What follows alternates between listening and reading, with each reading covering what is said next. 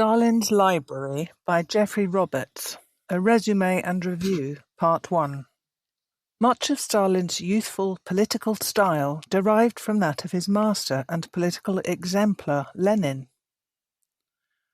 Contrary to the myths peddled by Khrushchev and Trotsky, and repeated endlessly by anti-communist historians, Josef Stalin was a selfless, modest and devoted revolutionary and a lifelong student of Marxist-Leninist science. Over the next few issues of Al-Kar, we shall be publishing this review of Geoffrey Roberts' book on Stalin's Library.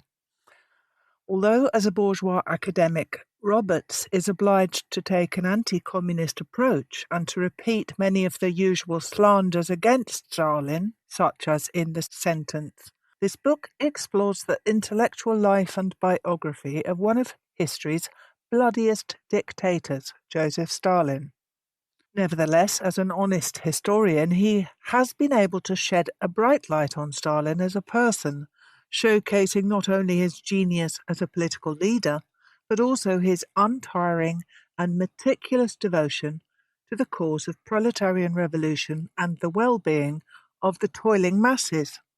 By the time of his death, Joseph Stalin's library contained 25,000 books, periodicals and pamphlets. Of these, the 400 books that he had marked and annotated revealed that Stalin was a serious intellectual who valued ideas as much as power, who read to acquire a higher communist consciousness seen as central to the goals of Soviet socialism. An ideologue as well as an intellectual. Stalin's professed belief in Marxism-Leninism was wholly authentic, as can be seen from his library. Lenin was his favourite author, but he also read Leon Trotsky and other arch-enemies. He was, says Roberts, an emotionally intelligent and feeling intellectual whose dedication to Lenin's memory was unabated. Nikita Khrushchev, in his notorious 20th Party Congress speech, often called the secret speech, asserted that Stalin embellished his official biography to inflate his sense of self-importance. Roberts refutes this lie, stating that Stalin toned down the adulation. Even more striking was the way he reduced his personal presence in the book History of the Communist Party of the Soviet Union, published in 1938, though his contribution was detailed enough for him to be considered a de facto co-author. In the opening chapter of Chapter 1, entitled Bloody Tyrant and Bookworm, Roberts, having associated himself with a hackneyed assertion about Stalin being a bloody tyrant, a machine politician, a paranoid personality, a heartless bureaucrat, and an ideological fanatic, goes on to say that Stalin was an intellectual, a dedicated idealist, and an activist intellectual who was a voracious reader, reading for the revolution to the very end of his life. While he hated the bourgeoisie, kulaks, capitalists, imperialists, reactionaries, counter-revolutionaries, traitors, he detested their ideas even more. He had absolutely no compassion or sympathy for those he deemed enemies of the revolution. A voracious reader, he read a lot of left-wing literature, especially works by Karl Marx, Friedrich Engels, and Vladimir Lenin. In addition, he devoured the classics of Russian literature and Western fiction, from Tolstoy, Dostoevsky, Schiller, Heine, Hugo, Thackeray, and Balzac. He also read works by deadly enemies such as Trotsky, Zinoviev, Kautsky, and Bukharin. In the 1930s, he devoted much attention to reading Soviet literature. The history of the revolutionary movements abroad was of great interest to him, and he often gave strategic and tactical advice to visiting foreign communists. Military strategy was an enduring interest. reading the works of the foremost French, German, Russian and Soviet strategic theorists. Not surprisingly, this interest became paramount during the Second World War when he became the Soviet Union's supreme commander. Stalin was also attracted to the history of the ancient world, especially the rise and fall of the Roman Empire. In addition, he spent considerable time reading about science, linguistics, philosophy, and political economy, making notable interventions in debates about genetics, socialist economics, and linguistic theory. Such was Stalin's reverence for books that, at a gathering of Soviet writers attending a national congress in August 1934, he said, "To build socialism, we need civil, electrical, and mechanical engineers. We need them to build houses, automobiles, and tractors. But no less important, we need engineers of the human soul, writers, engineers building the human spirit." Beginning with Lenin, the Bolsheviks always laid stress on Soviet power, rapid industrialization, with an emphasis on the development of heavy industry, mass literacy, and cultural enlightenment. For an illiterate person stands outside of politics. To realize Lenin's vision, the Bolshevik government created a vast network of libraries, reading rooms, and mobile units that secured a supply of books and revolutionary literature to within a 10-minute walk of every person's home. Libraries were to provide a quick and free service, with long opening hours, easy borrowing facilities, and interlibrary loans. During the Great Patriotic War, the Nazis destroyed 4,000 libraries, but by the end of the war there were still 80,000 left in the USSR, with 1,500 in Moscow alone. The Bolsheviks were keen on persuading the masses to read classics of fiction, both Russian and foreign, and managed to have the classics of world literature translated into Russian. The reaction of Jonathan Brent, a Yale University Press editor, to an encounter with the surviving books in Stalin's library in the 2000s, verged on the religious. On being shown some of Stalin's annotated works, he expressed himself thus: "Nobody was prepared for what we found. To see the works in his library is somehow to be brought face to face with Stalin. To see the words his eyes saw, to touch the pages he touched and smelled, the marks he made on them, trace the marks he made on the Russian nation. Not a single work I inspected was not read by him. Not a single work was not copiously annotated, underlined, argued with, appreciated, disdained, studied. We see him thinking, reacting, imagining in private." Allegations of paranoia. It is typical of bourgeois historiography that it ascribes paranoia to the Soviet leadership and goes on to give the most stupid explanation for this alleged paranoia: the politics and ideology of class war in defense of the revolution and in pursuit of communist utopia. In support of this mindless assertion, Roberts cites the even more stupid assertion of Stephen Kotkin. The problems of the revolution brought out the paranoia in Stalin, and Stalin brought out the paranoia in the revolution. In other words, if you do not want to suffer from paranoia, don't attempt a proletarian revolution and the class struggle it entails. What bourgeois scholars characterize as paranoia is merely the vigilance of the proletarian state and its leadership to guard against real, not imaginary, aggression, sabotage, spying and campaigns of murderous activity. In fact, we would be justified in criticizing a socialist state if it did not protect itself against such activities, if it did not exercise revolutionary violence to suppress every act of counter-revolutionary activity from sources internal as well as external. If that annoys the flunkies of imperialism and causes them to accuse proletarian leaders of paranoia, the latter can laugh off such criticism as the ravings of frustrated counter-revolutionaries. Following Lenin's teaching, Stalin emphasized that the class struggle intensifies under socialism, that the stronger the USSR became, the more it would drive the bourgeoisie to desperation in an attempt to crush the revolution through a combination of foreign aggression and internal sabotage and subversion. This reality obliged the Soviet state to adopt harsh measures to thwart attempts at the overthrow of the proletarian state, not any paranoia on the part of the Soviet leadership. There was no one whose books he, Stalin, read more assiduously and admiringly than those of Lenin. Stalin's biography.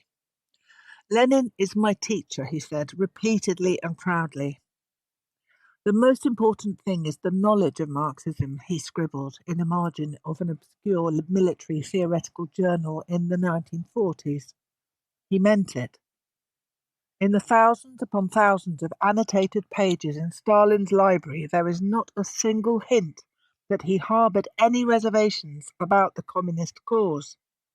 The energy and enthusiasm he applied to annotating arcane points of Marxist philosophy and economics is eloquent, and sometimes mind-numbing. Testimony to his belief that communism was the way, the truth, and the future. All the same, the vehemence with which he viewed his political opponents never prevented him from paying careful attention to what they wrote. Stalin kept no diary, wrote no memoirs, and evinced little interest in his personal being.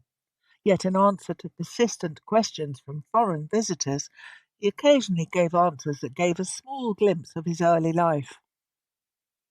Visiting Stalin in 1931, Emil Ludwig, a German writer who had authored biographies of some famous people, asked Stalin what made a rebel. Was it perhaps that he was treated badly by his parents? Here is Stalin's answer. No, my parents were uneducated people, but they did not treat me badly by any means. It was different in the theological seminary of which I was then a student. In protest against the humiliating regime and the Jesuitical methods that prevailed in the seminary, I was ready to become, and eventually did become, a revolutionary, a believer in Marxism, as the only genuinely revolutionary doctrine.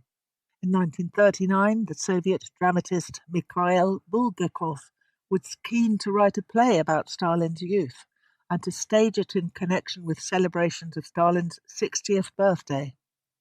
Stalin vetoed the project with the modest remark that all young people are alike. Why write a play about the young Stalin? As Stalin showed not the slightest interest in harping on about his childhood, family life, personal relations, and youthful traits, the gap thus left has been filled by gossip, speculation, stereotyping, and cherry-picking of partisan memoirs to suit the grinding of many different personal and political axes. When it comes to Stalin, writes the foremost biographer of his early life, Ronald Sony, gossip is reported as fact. Legend provides meaning, and scholarship gives way to sensationalist popular literature with tangential reference to reliable sources. Like many Bolsheviks, Stalin was a firm believer in self-effacement. He lived his life in and through the collective that was the party. His individual and private life were strictly subordinate to his political life. Visiting Georgia for a month-long trip in 1936, Stalin gave a speech to railway workers in Tbilisi, in which he summed up his political journey. It was the closest he ever came to writing an autobiography. Replying to the flattering greetings of the workers, he disabused them of the notion that he was the legendary warrior knight that they conceived him to be. The true story of his life, he said, was that he had been educated by the proletariat, his first teachers being the Tbilisi workers who came in touch with him when he was put in charge of a study circle of railway men in 1898. And from them he received lessons in practical political work. This was his first baptism in the revolutionary struggle, when he served as an apprentice in the art of revolution. His second baptism in the revolutionary struggle was the years 1907 to 9 he spent in Baku organizing the oil workers. It was in Baku that he became a journeyman in the art of revolution. After a period in the wilderness, wandering from one prison or place of exile to another, he was sent by the party to Petrograd in 1917, where he received his third baptism in the art of the revolutionary struggle. It was in Russia, under the guidance of Lenin, that he became a master workman in the art of revolution. When Yaroslavsky, a senior party official, wanted to publish a biography of Stalin, the latter gave him short shrift, saying, "I'm against the idea of a biography about me." The absence of an official biography was a gap in a vista that Stalin himself had opened up in 1931, when he published a letter on some questions concerning the history of Bolshevism in the journal Proletarian Revolutia. In it, he severely criticized Anatoly Slutsky, who had published an article in the same journal that criticized Lenin's policy towards German social democracy before the First World War. Stalin denounced the author of this article as an anti-party and semi-Trotskyist, and his criticisms were supported by a textual and historical analysis of the question concerned. Slutsky's article became the occasion for Stalin to criticize the writings of certain party historians, Yaroslavsky included. Who, except hopeless bureaucrats, can rely on written documents alone? Who, except archive rats, does not understand that a party and its leaders must be tested primarily by their deeds? Lenin taught us to test revolutionary parties, trends and leaders, not by their declarations and resolutions, but by their deeds.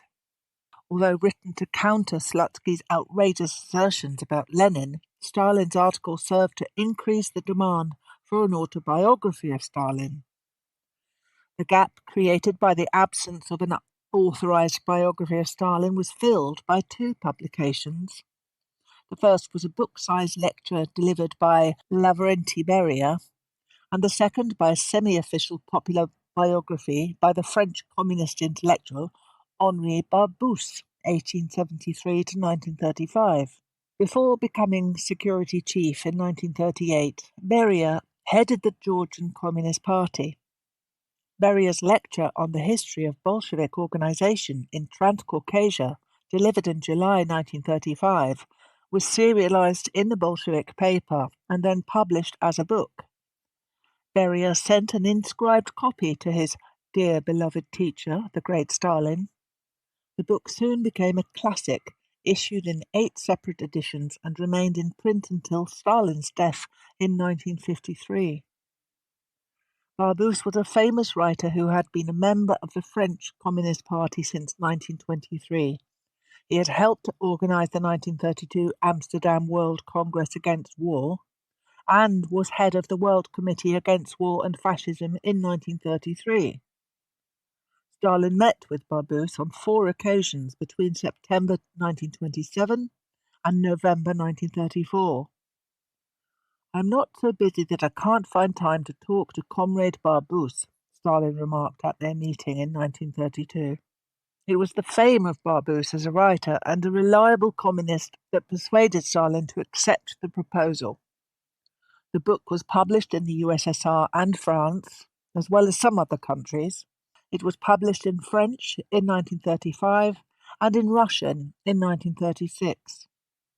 Sadly, by the time of its publication in Russian, Barbusse was no more, having passed away during a trip to Moscow in 1935. His memorial meeting in Moscow was packed with Soviet intellectuals and party functionaries, and an honor guard escorted the mortal remains of Barbusse to the railway station. An official delegation accompanied them to Paris on the Siberian Express. Stalin issued a brief statement. "I share pain with you on this occasion of the passing of our friend, the friend of the French working class, the noble son of the French people, the friend of workers of all countries." At the time of his death, Barbusse was working on a screenplay of Stalin's life. Barbusse's aim in writing the book was to provide a complete portrait of the man on whom this social transformation pivots so that a reader may get to know him. To this end, he had written a very brief history of revolutionary Russia in which Stalin, together with Lenin, is the main character, an in-depth contrasting portrait of the personalities of Stalin and Trotsky. The latter is depicted as arrogant, self-important, fractious, verbose and despotic, while Stalin relies with all his weight upon reason and practical common sense. He is impeccably and inexorably methodical. He knows, he thoroughly understands Leninism. He does not try to show off and is not worried by a desire to be original. He merely tries to do everything that he can do. He does not believe in eloquence of sensationalism. When he speaks, he merely tries to combine simplicity with clearness. From Stalin, A New World Seen Through One Man, 1935. Barbuse's conclusion was that by the time of the assassination of Sergei Kirov, the Leningrad party leader, Trotsky had become a counter-revolutionary. His account of Trotsky's path to counter-revolution, his disputes with Lenin and Stalin, are accurate and convincing. It has been suggested that Barbuse's biography may have provided a template for the Soviet short biography of Stalin. Both books emphasize Stalin's affection for Lenin, his heroic work in the Revolutionary and Civil War periods. In both, Stalin is described as the worthy continuer of the cause of Lenin, the Lenin of today. Both have references to Stalin's omnipresence and omniscience. Both books praise Stalin in grandiose terms. Notwithstanding these few biographies, Stalin remained resistant to biographies or the hagiographies of himself, because he did not want to give too much encouragement to his personality cult, which is harmful and incompatible with the spirit of our party, as he told the Society of Old Bolsheviks, which wanted to stage an exhibition based on his biography. He also forbade the publication of a Ukrainian party brochure about his life. He was particularly opposed to the publication of accounts of his childhood. Most noteworthy was his intervention to stop the publication in 1938 of a children's book by V. Smirnova called Tales of Stalin's Childhood. The little book is a mass of factual errors, distortions, exaggerations, and undeserved praise. The author has been misled by fairy tale enthusiasts, liars, perhaps honest liars. Most important is that the book has a tendency to inculcate in the consciousness of Soviet children and people in general a cult of personalities, great leaders and infallible heroes. That is dangerous and harmful. I advise you to burn the book. Stalin was committed to historical truth. When Mikhail Moskalev, from 1902 to 65, wrote a feature article, J.V. Stalin at the head of Baku Bolsheviks and Workers, 1908, and published it in a historical journal in 1940, which was then summarized by a feature article in Pravda.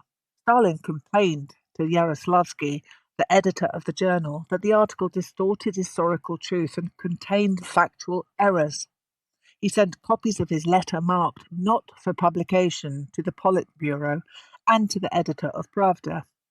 He criticized Moskalev's use of dubious memoir sources and concluded that the history of Bolshevism must not be distorted. That is intolerable. It contradicts the profession and dignity of Bolshevik historians.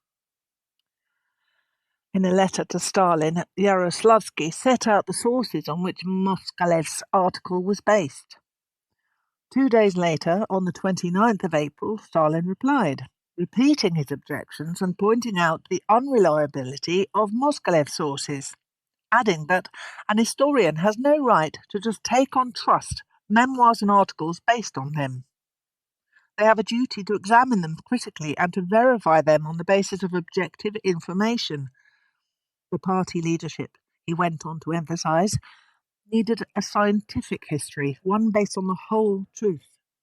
Toadyism is incompatible with scientific history.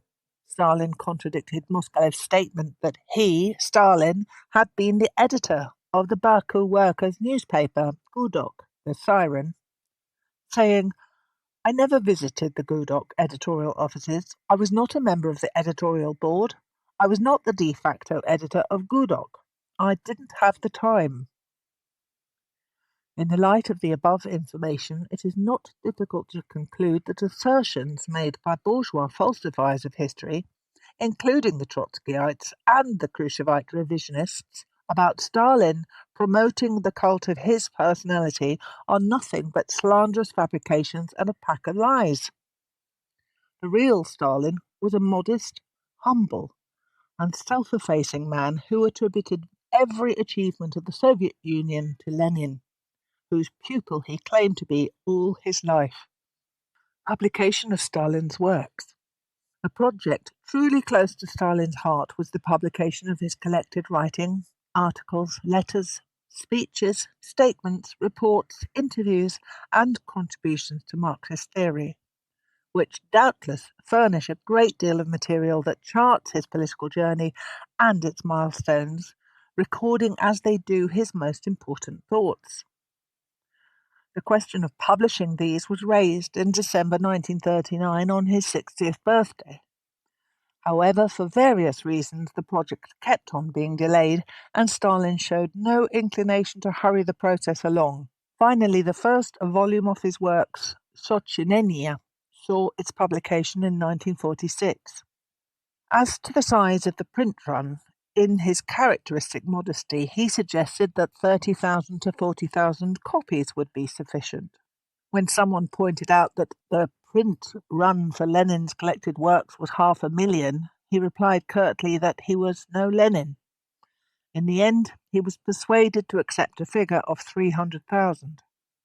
Stalin wrote a brief preface to the first volume in which he admitted his own mistakes and asked readers to regard his early writings as the work of a young Marxist not yet moulded into a finished Marxist-Leninist.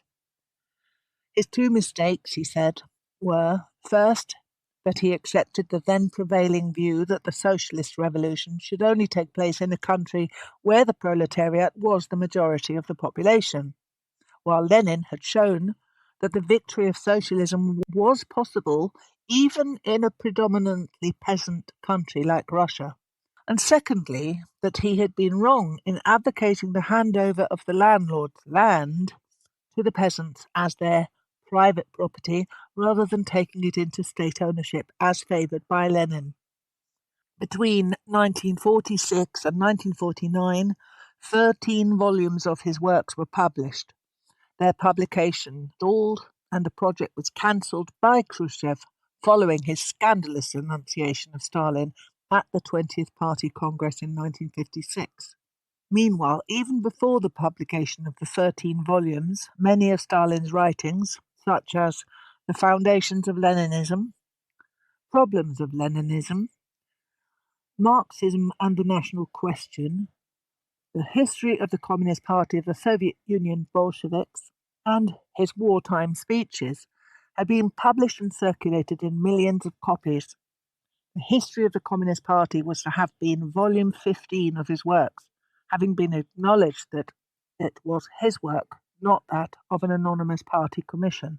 Roberts has this concluding observation on the 13 volumes published during his life.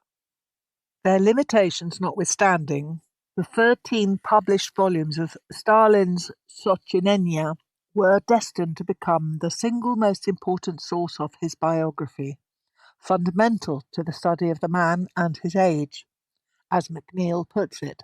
They have been particularly important for those biographers who see Stalin as he saw himself, primarily a political activist and theorist whose driving force was his unstinting commitment to the communist ideology that shaped his personality as well as his behavior. One of Khrushchev's assertions was that Stalin edited the second post-war edition of his short biography because it contained insufficient praise of him. Roberts debunks that claim, saying that He actually toned down the adulation and insisted that other revolutionaries should be accorded more prominence. The same was true of many other texts that Stalin edited. Stalin, the bookworm. From very early on, Stalin was a bookworm and an autodidact. Books were his inseparable friends. He would not part with them even at mealtimes, according to one of his schoolmates. By all accounts, he was a bright student.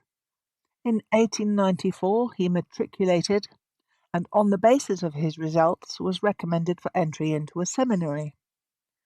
At the same time, he took his first step to a revolutionary future after visiting a radical bookshop, then only recently opened in Gori, in whose reading room he found alternative literature to that prescribed by his school.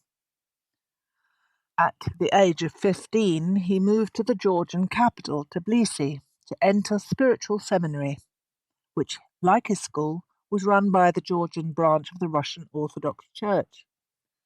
It was a seminary reserved for bright boys destined for the priesthood. He sailed through the entrance exam and was awarded a place.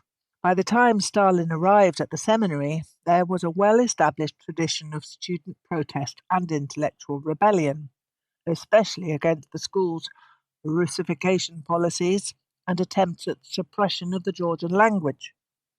In 1896-7, he joined a secret study group organized by an old seminarian, Sayat Devdarayani, which included in its curriculum, among others, the works of Marx and Engels.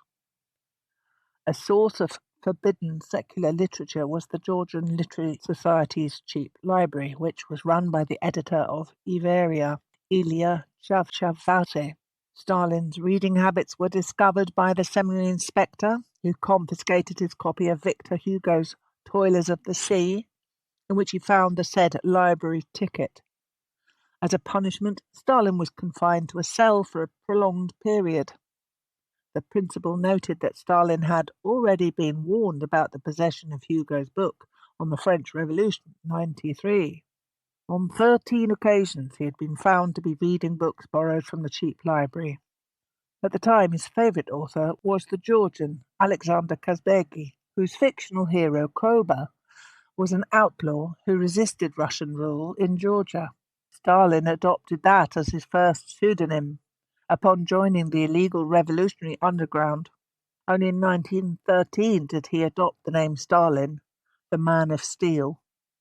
He led the Marxist study circles in his third and fourth years at the seminary, a subversive activity that led him to join the Russian Social Democratic Labour Party, RSCLP, in 1898, and to his expulsion from the seminary in 1899.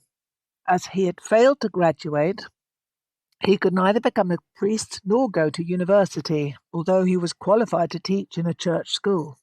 Instead, he secured a job at the Tbilisi Meteorological Observatory, on whose premises he lived and kept a record of instrument readings. This was his first and last normal job. He continued his study of radical literature and extended the scope of his political involvement.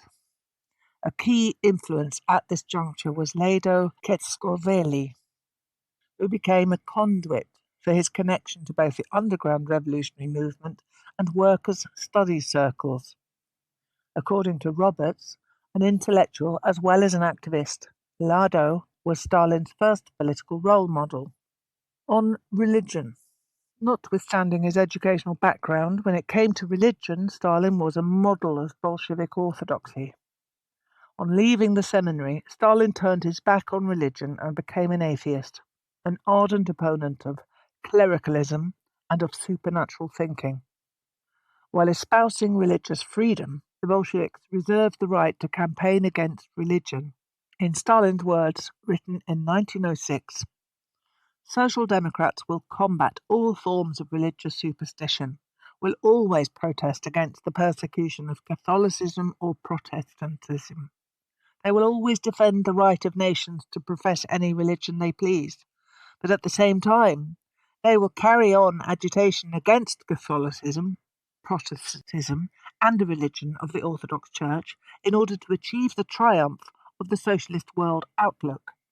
On coming to power, the Bolsheviks separated the church from the state and schools from the church. Freedom of religion was guaranteed by the constitution adopted in 1918, as was the right to anti-religious propaganda. In 1922, church valuables were expropriated. Stalin explained to a visiting American delegation in 1927 that while the Communist Party stood for religious freedom, it cannot be neutral towards religion, and it conducts anti-religious propaganda against all religious prejudices because it stands for science, because all religion is the antithesis of science. He added, "Have we repressed the clergy? Yes, we have. The only unfortunate thing is that they have not yet been completely eliminated." In November 1920, in a speech to the Baku Soviet on the third anniversary of the October Revolution, Stalin said, "Here I stand on the border between the old capitalist world and the new socialist world. Here, on this borderline, I unite the efforts of the proletarians of the West and the peasants of the East in order to shatter the old world. May the God of history be my aid." The last sentence in the above quotation has been interpreted by some bourgeois historians as proof of Stalin's continuing religiosity. That is utter nonsense. Plenty of such references can be found in the works of Marx, Engels, and Lenin, but it has not occurred to anyone to attribute religious piety to them. Language lags behind practice, and even thought. It will be quite some time before expressions such as "thank God" or "for God's sake" fall out of use. The Bolshevik. Quite early on in his revolutionary life, the party he belonged to, the RSDLP, split into two factions. Stalin sided with the Bolshevik faction headed by Lenin. The original split was over the conditions or rules of party membership. While the Mensheviks, headed by Martov, advanced an open party engaged in legal activity, the Bolsheviks argued for a disciplined, highly centralized underground party, which alone could hope to succeed in the conditions of illegality and Tsarist repression. While the Mensheviks viewed socialist consciousness through the experience of everyday struggles of the working class to improve wages and conditions at work, the Bolsheviks asserted that everyday struggles could only produce trade unionist consciousness. Socialist consciousness, on the other hand, had to be transmitted by the socialists to the strikers, whereas the Mensheviks thought of the socialist revolution as some distant occurrence. The Bolsheviks believed it would occur sooner through an alliance of the proletariat and the poor peasantry. Stalin could have found favour with the Mensheviks, who were quite strong in Georgia, but he chose to join the Bolsheviks because he genuinely subscribed to the policy, tactics, and strategy advanced by Lenin's Bolsheviks. Roberts correctly says that Stalin's biographers have tended to neglect the niceties of politics, day-to-day struggles, factions, and personalities of the Russian revolutionary underground. Yet this constituted nearly half of his adult life. This was the political and social environment in which his character and personality was formed. As a young revolutionary, Stalin adopted beliefs, acquired attitudes, underwent experiences, and made choices. He added, "There is no shortage of evidence about the life of young Stalin. The problem is that much of it consists of highly partisan and biased memoirs, very little of his primary personal documentation from his early period having survived. Typically, how nationalists recall Stalin correlates with how they see and judge his later life." All the same, writes Roberts, as a young man, Stalin was confident and self-assured. He was a faithful member of Lenin's Bolshevik faction. He was loyal to his comrades and contemptuous of political opponents. He was a skilled polemicist in print. His personal life was strictly subordinate to his all-consuming political passions. Much of Stalin's youthful political style derived from that of his master and political exemplar, Lenin. As he was never the émigré revolutionary living abroad, his presence on the ground in Russia and his works as a grassroots agitator, propagandist, and journalist made him so valuable to Lenin and lubricated his rise to the top of the Bolshevik Party. None was fiercer in their criticism of the Mensheviks, but for practical reasons, Stalin often favoured party unity. To be continued.